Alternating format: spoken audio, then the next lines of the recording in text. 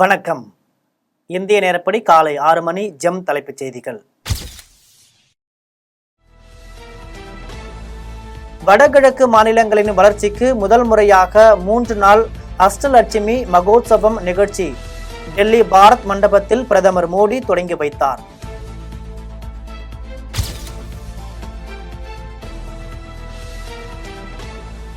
பெஞ்சல் புயல் சேதம்.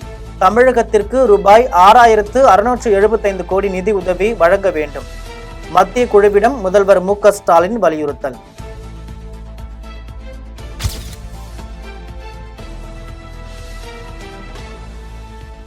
சமூக நீதி பேசுகிற இந்த அரசு வேங்கை வயல் பிரச்சனையில எந்த நடவடிக்கையும் எடுத்த மாதிரியே எனக்கு தெரியலை.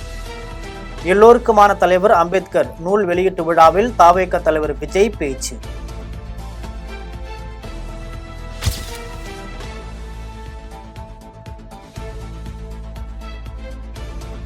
பிறப்பால் ஒரு முதலமைச்சர் உருவாக்கப்படக்கூடாது. விடுதலை சிறுத்தைகள் துணை பொதுச் செயலாளர் ஆதவ் அர்ஜுனா பேட்டி.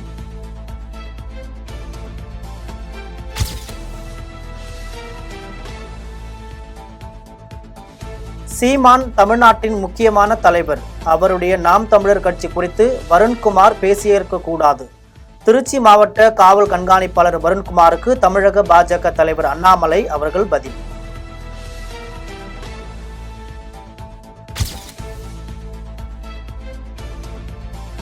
மாஞ்சோலை தேயிலை தோட்ட நிர்வாகத்தை அரசு ஏற்று நடத்த வேண்டும் என புதிய தமிழகம் தலைவர் கிருஷ்ணசாமி தொடர்ந்த வழக்கு தள்ளுபடி. சென்னை உயர்நீதிமன்றம் தீர்ப்பு.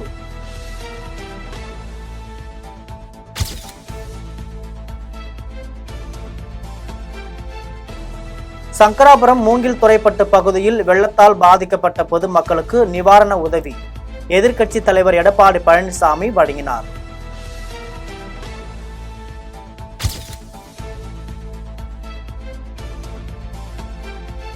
அழுத்தம் கொடுத்தால் இணங்கக்கூடிய அளவுக்கு நானோ விசிகாவோ பலவீனமாக இல்லை. திமுகவிற்கு எதிராக ஆதவ் அர்ஜுனா பேசியதற்கு அவரிடம் விளக்கம் கேட்கப்படும். விடுதலை சிறுத்தைகள் தலைவர் திருமாவளவன் விளக்கம்.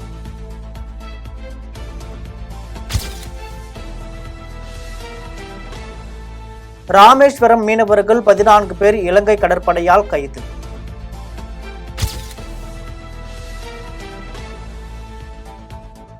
விவசாய பயிர்களுக்கு குறைந்தபட்ச விலையை உறுதி செய்ய கோரி தலைநகர் டெல்லி நோக்கி நூற்றுக்கணக்கான விவசாயிகள் பேரணி. போலீசாருடன் மோதல் ஏற்பட்டதால் பதற்றம்.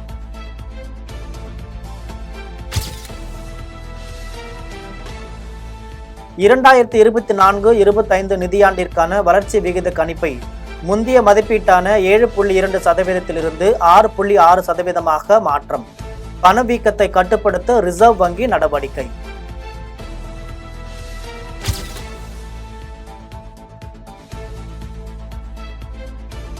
பணப்புழக்கத்தை எளிதாக்கும் வகையில் ரொக்க கையிருப்பு விகிதத்தை ரிசர்வ் வங்கி குறைந்ததை அடுத்து இந்திய பங்கு சந்தைகளில் குறியீட்டு எண் உயர்வு.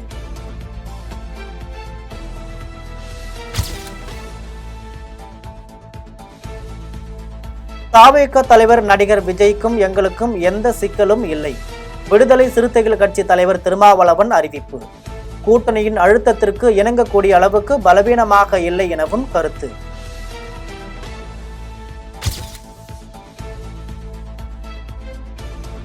விடுதலை சிறுத்தைகள் கட்சியில் பிளவா? திமுக கூட்டணி தொடர்பாக தலைவர் திருமாவளவன் பொதுச் செயலாளர் ஆதவ் அர்ஜுனா முரண்பட்ட கருத்தால் கட்சியில் பரபரப்பு.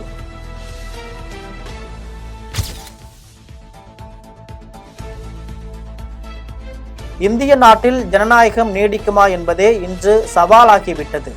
சென்னையில் டாக்டர் அம்பேத்கர் பேரன் ஆனந்த் டெல்டும்டே பேச்சு.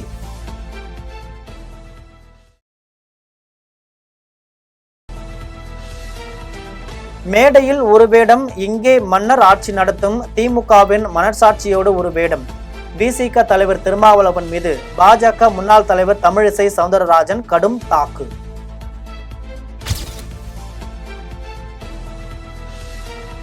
பெஞ்சல் புயலால் பாதிக்கப்பட்டுள்ள தமிழகத்திற்கு முதற்கட்டமாக 945 கோடி ரூபாய் நிவாரணம் நிதி வழங்க மத்திய உள்துறை அமைச்சகம் ஒப்புதல்.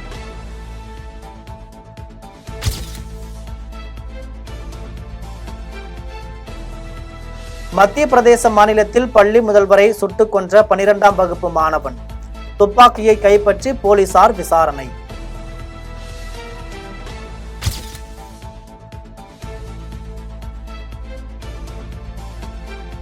அதிவேக கார் பயணத்தால் விபத்து. கோவை அவிநாசி அருகே 26 வயது வாலிபர் பலி.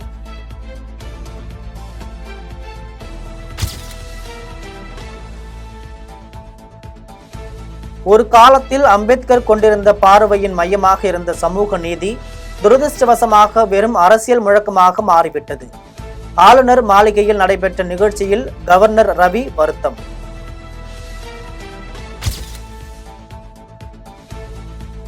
தொழிலதிபர் அதானியை முதலமைச்சர் ஸ்டாலின் சந்திக்கவும் இல்லை, அவருடன் திமுக ஆட்சியில் ஒப்பந்தம் போடப்படவும் இல்லை. மின்சாரத்துறை அமைச்சர் செந்தில் பாலாஜி 10 பக்க திடீர் அறிக்கை.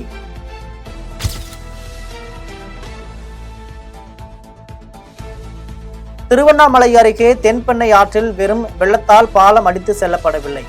எதிர்க்கட்சி தலைவர் எடப்பாடி பழனிசாமி பேட்டி.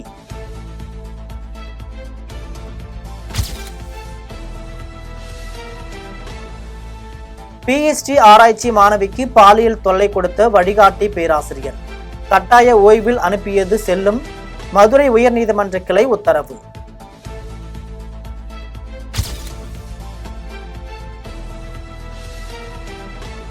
இந்திய வளர்ச்சியை தடுக்க அமெரிக்கா வெளியுறவுத்துறை சதி. பாஜக செய்தி தொடர்பாளர் சம்பித் பத்ரா பகிரங்க புகார்.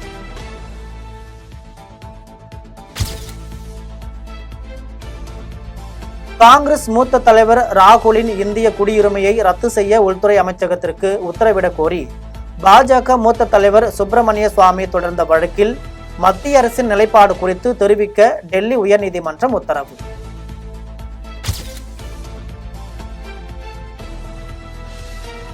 பழமை மாறாமல் பராமரிக்கப்படுவதற்கு பாராட்டு. தஞ்சை துக்காச்சி ஆபத் சகாயேஸ்வரர் கோவிலுக்கு யுனெஸ்கோ விருது.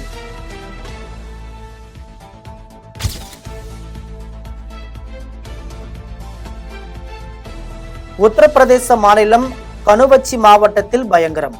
டபுள் டக்கர் பஸ் விபத்தில் 9 பேர் பலியான சோகம்.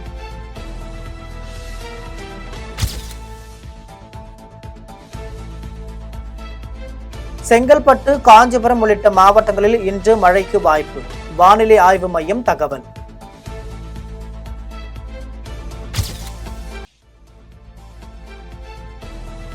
கர்நாடகாவில் கரும்பு அறுவடை செய்யும் இயந்திரம் மீது கார் மோதிய விபத்தில் 5 பேர் பலி.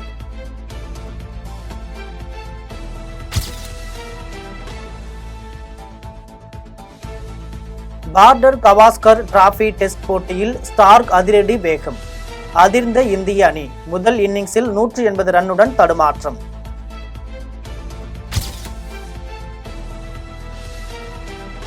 தென்னாப்பிரிக்காவுடனான டெஸ்ட் தொடரில் 2வது நாள் முடிவில் 3 விக்கெட்டிற்கு 242 ரன்கள் எடுத்து இலங்கை தென்னாப்பிரிக்கா முதல் இன்னிங்ஸில் 358 ரன்கள் குவிப்பு.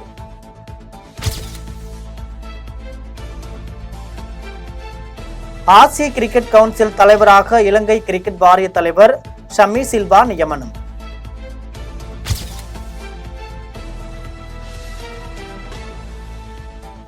தமிழ் தலைவாஸ் அணி குஜராத் ஜெயின்ஸ் அணியை 40க்கு 27 என்ற புள்ளி கணக்கில் வீழ்த்தி 6வது வெற்றி.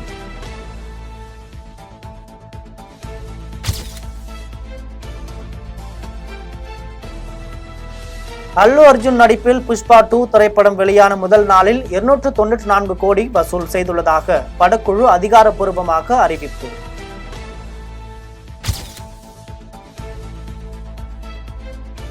சூர்யா நடிப்பில் கங்குவா திரைப்படம் அமேசான் பிரைம் OTT தளத்தில் நாளை வெளியாகிறது.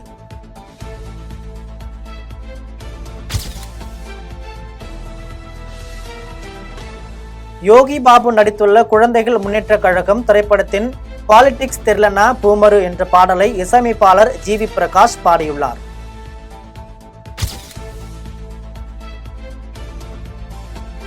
மெட்ராஸ் காரன் திரைப்படத்தின் காதல் சடுகுடு பாடல் நாளை வெளியாகும் என படக்குழு அறிவித்துள்ளது.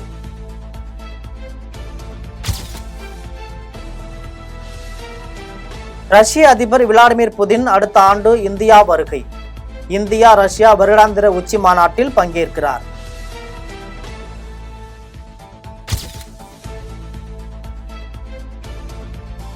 சிங்கப்பூர் உள்ளிட்ட நாடுகள் விரைவில் அழிந்துவிடும் என எக்ஸ் சமூக வலைத்தள அதிபர் எலான் மஸ்க் கருத்தால் சர்ச்சை. இணையவாசிகள் கடும் எதிர்ப்பு.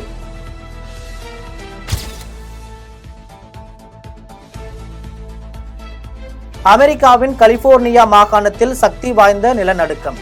சுனாமி எச்சரிக்கை திரும்ப பெறப்பட்டதால் பொதுமக்கள் நிம்மதி.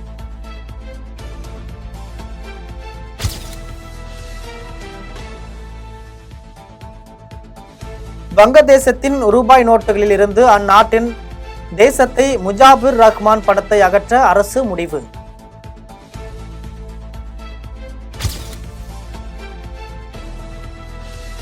காசாவில் போர் புரிய நிபந்தனை விதித்த 160 இஸ்ரேல் படை வீரர்கள், பணைய கைதிகள் விடுதலை மற்றும் போர் நிறுத்தத்தை குறிப்பிட்டு அரசுக்கு கடிதத்தால் பரபரப்பு. இத்துடன் ஜெம் செய்திகள் நிறைவடைகின்றன. மீண்டும் ஜெம் செய்திகள் காலை 8:30 மணிக்கு. உடனுக்குடன் செய்திகளை காண GemLive.tv என்ற இணையதளத்தில் இணைந்திருங்கள். நன்றி, வணக்கம்.